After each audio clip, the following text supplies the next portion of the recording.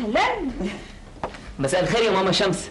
معقول الكلام ده؟ معقول اني مش قادر اتلم عليكي؟ معلش يا حبيبي مشاغل.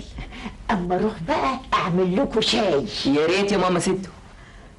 خير يا ماما شمس، كلمتي قمر؟ طبعا يا حبيبي. طبعا وافقت. انت مش ممكن تترفض، بس قمر شايفه فيك الاخ مش الزوج. يعني ايه؟ تعال نقعد نتكلم، تعال.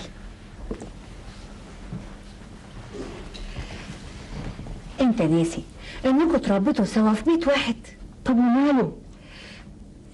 هي بتقول ما تكمليش. مش قادر اتصور ان قمر ممكن ترفضني. هي ما رفضتكش. هي بتقول ممكن اغير نظرتي ليه واحولها من اخ لزوج، بس ده هياخد وقت. وقت؟ قمر عايزه وقت عشان تحبني؟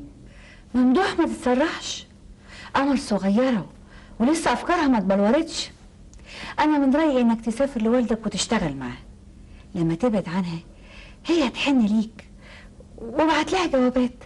خليك قريب منها مش بعيد عنها. كنت مستني على حر من الجمر ان نتيجتها تظهر واجي اخطبها. لا، مش هخطبها، اتجوزها واخدها معايا. بس ده تسرع يا ممدوح. لا، ده حب. انا وقمر كنا شيء واحد بس من جزئين، وكل جزء بيكمل التاني. مش قادر اصدق. ممدوح، انا مش عايزه اليأس ده. لازم يبقى في امل، وانا متأكده ان في امل. اديها وقت بس، سيب لها فرصه تمد ايديها، تلاقي ايديك مستنياها، مش انت تمد ايديك تلاقي فراغ.